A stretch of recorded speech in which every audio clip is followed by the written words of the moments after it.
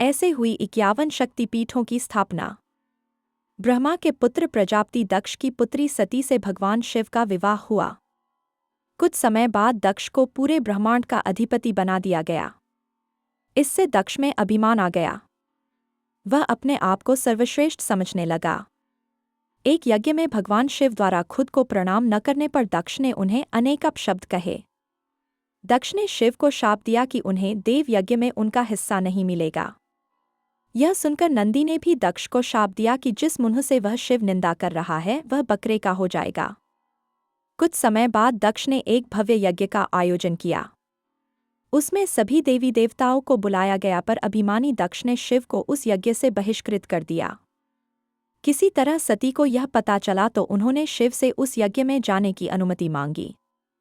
पहले तो शिव ने उन्हें समझाया पर जब वे नहीं मानी तो उन्होंने सती को वहां जाने की अनुमति दे दी। सती अपने पिता के घर पहुंची तो दक्ष ने उनसे आंखें फेर लीं। सती यज्ञ में शिव का भाग न देखकर रुष्ट हो गई और सभी को बुराबला कहने लगीं। यह सुनकर दक्ष ने भी शिव निंदा प्रारंभ कर दी। यह सुनकर सती को बड़ा दुख हुआ और उन्होंने योगाग्नि से अपने शरीर को भस्म कर दिया।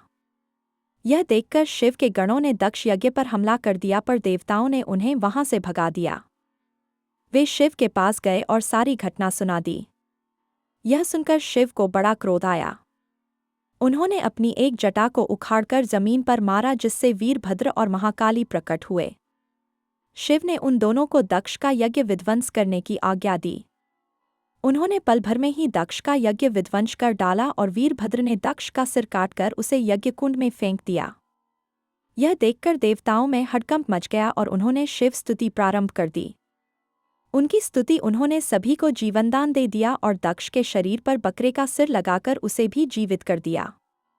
बाद में शिव की अनुमति से दक्ष ने अपना यज्ञ पूरा किया। अपनी प्रिय पत्नी के शव को लेकर शिव पूरे ब्रह्मांड में घूमने लगे। उनके प्रताप से सारी सृष्टि जलने लगी। तब विष्णु ने अपने सुदर्शन चक्र से सती के शरीर के 51 टुकड़े कर दिए। ये टुकड़े जहां जहां गिरे वहां शक्तिपीठों की स्थापना हुई। तब सती का पूरा शरीर कटकर गिर गया तो भगवान बहुत दुखी हुए और कैलाश पर जाकर एकांत में समाधि ले ली।